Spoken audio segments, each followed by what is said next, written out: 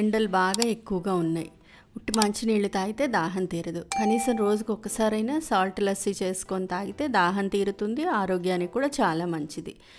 ఈరోజు నేను సాల్ట్ లస్సీ లేదా పల్చటి మజ్జిగ, సింపుల్గా చెప్పాలంటే అది ఎలా చేయాలో చూపిస్తాను friends. Hi friends, easy veg రెసిపీస్కి తిరిగి స్వాగతం. ఈ సాల్ట్ లస్సీ చేసుకోవడానికి మనకి పెరుగు కావాలి, ఫ్రెష్ పెరుగు కావాలి.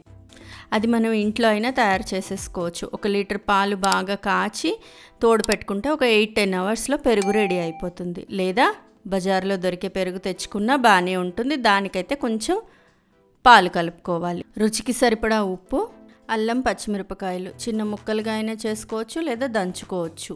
వేయించి పొడి చేసుకున్న జీలకర్ర పొడి, జీలకర్రను వేయించి పొడి చేసుకోవాలి. 2 లేదా 3 నిమ్మకాయలు, పులుపు కావాలి అంటే ఇంకొంచెం వేసుకోవచ్చు.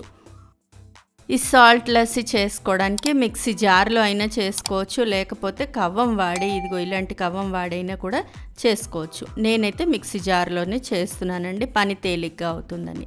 1/2 కప్పు పెరుగు వేసేసి, పెరుగు ఎంత వేసామో అంతే నీళ్లు, 1/2 కప్పు నీళ్లు పోసేసి, కొన్న పెరుగు అయితే పాలు కూడా ఇక్కడే వేసేయాలి. రుచికి సరిపడేటట్టుగా ఉప్పు కూడా వేసేసి 2 లేదా 4 ఐస్ క్యూబ్స్ కూడా వేసి ఒకసారి మిక్సీలో బాగా గ్రైండ్ చేసేసుకోవాలి. బాగా నురగ వచ్చేదాకా ఒక 2 నిమిషాల పాటు గ్రైండ్ చేస్తే బాగా పైన నురగ వచ్చి బాగుంటుంది. దీనిలో అల్లం, పచ్చిమిరపకాయలు ముక్కలు లేదా దంచుకున్నవైనా వేసేసుకోవాలి. అలాగే జీలకర్ర పొడి కూడా వేసి మళ్ళీ ఒకసారి మిక్సీ తిప్పేసేయాలి.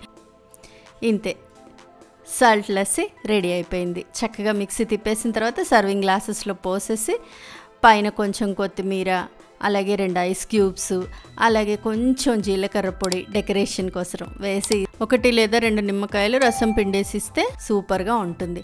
ఎండలో వచ్చిన వాళ్ళకి చల్లగా మజ్జిగ ఇస్తే హాయిగా ఉంటుంది, హ్యాపీగా ఫీల్ అవుతారు. ఫ్రెండ్స్, ఈ సింపుల్ రెసిపీ మీకు నచ్చినట్లయితే మీరు ట్రై చేయండి. ఇంట్లో వాళ్ళకి టేస్ట్ చేసి చూపించండి. ఎలా వచ్చిందో నాకు కామెంట్ బాక్స్లో కామెంట్ చేయండి. ఈ వీడియో మీకు నచ్చినట్లయితే ప్లీజ్ లైక్ చేయండి, షేర్ చేయండి. ఛానల్ సబ్స్క్రైబ్ చేసుకుని వాళ్ళు ఛానల్ సబ్స్క్రైబ్ చేసుకోండి. మరో మంచి సింపుల్ రెసిపీస్తో మళ్ళీ మీ ముందుంటాను. అంతవరకు సెలవు మరి, బాయ్.